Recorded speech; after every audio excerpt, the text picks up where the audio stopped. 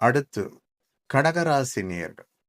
கடகத்துக்கு ராசிக்கு 12ஆம் இடத்துல குரு இருக்கிறது அவ்வளவு சிறப்பான விஷயம் கிடையாது.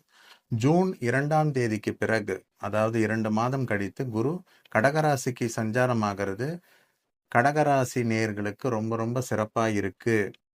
முக்கியமா செவ்வாய் சனி ஒண்ணா இணைஞ்சு 9ஆம் இடத்துல இருக்கிறது கண் திஷ்டி படாம பார்த்துக்கணும். எதையுமே கொஞ்சம் நிதானிச்சு செய்யணும்.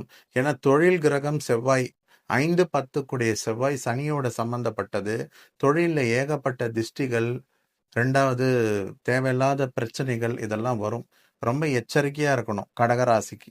ஏன்னா ராசிக்கு 8ல ராகு இருக்கிறதும் 2ல கேது இருக்கிறதும் இப்பதான் அஷ்டம சனி விடுதலை ஆயிருக்கு உங்களுக்கு வாக்கிய பஞ்சாங்கப்படி. ஸோ சனி 9ல செவ்வாயோட சேர்ந்து இருக்கிறதும் ஆரம்ப கட்டம் கடகராசிக்கு சிறப்பா இல்லை.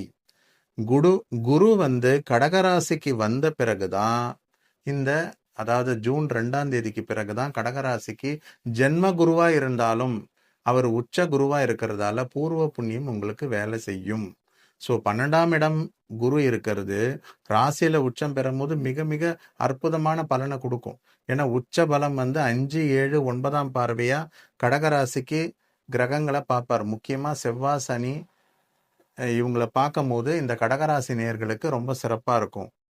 சுக்கிரனும் பார்த்தீங்கன்னா 4ஆம் அதிபதி 10ல இருக்கிறது ரொம்ப விசேஷம்தான். ஸோ இந்த திருமணம் ஆகாதவங்க, 2வது கலைத்துறை சம்பந்தப்பட்ட இடத்துல இருக்கிறவங்க, இந்த கடகராசி நேயர்களுக்கு உன்னதமான பலன் கொடுக்கும். சீக்கிரமா வந்து அவங்களுக்கு எல்லா விஷயமும் ஈடேறும்.